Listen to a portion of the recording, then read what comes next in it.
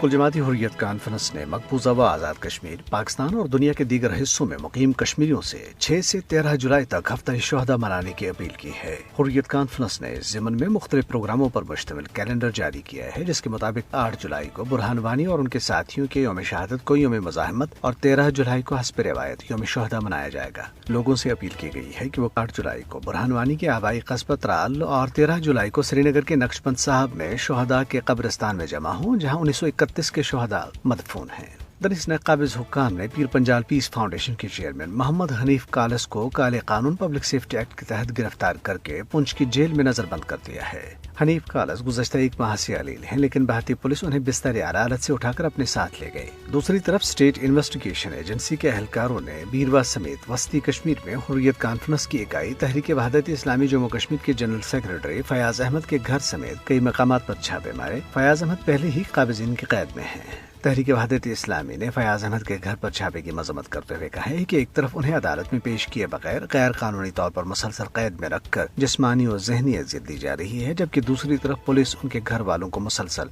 हिरासा कर रही है। कुल जमाती हुर्रियत कॉन्फ्रेंस के आज़ाद जम्मू कश्मीर शहर के कन्वीनर महमूद अहमद सागर ने हुर्रियत रहनुमाओं मोहम्मद यूसुफ फलाही, आदिल जरगर और डॉक्टर मोहम्मद शफी शरीयती समेत 50 से ज़ायद कश्मीरियों की कोट बलवाल जेल जम्मू से भारत की मुख्तलिफ जेलों और इंसानी हकूक के कारकुन मोहम्मद हसन ओंतू को सेंट्रल जेल श्रीनगर से जम्मू की कोट बलवाल जेल मुंतकिल किए जाने पर तशवीश का इजहार किया है। एक बयान में उन्होंने कहा है कि भारत जंगी हथियार और इस्तेमाली पॉलिसी के तहत इंसानी हकूक के कारकुनों और सहाफियों को निशाना बना रहा है। दूसरी तरफ उन्होंने G20 ममालिक के सरबराहान को खत लिखा है, जिसमें कहा गया है कि भारत का अगला G20 सरबराही इजलास भारत के गैर कानूनी ज़ेर कब्जा जम्मू कश्मीर में मुनक़िद करने का मुतनाज़ा मनसूबा मसले कश्मीर से दुनिया की तवज्जो हटाना है। Travel agents association of Kashmir के सदर फारूक अहमद काठो ने कहा है कि अमरनाथ यात्रा के बायस सख्त सिक्योरिटी इंतजामात की वजह से मकामी लोगों और सयाहों को शदीद मुश्किलात का सामना करना पड़ रहा है और उन्हें हिरासा किया जा रहा है। उन्होंने कहा है कि इस साल नाम निहात हिफाजती इंतजामात ने मसाइल को मजीद बढ़ा दिया है और तफरीह, मुहिमजूई और दीगर सयाहती शोबों को बहुत ज्यादा नुकसान पहुंचा है।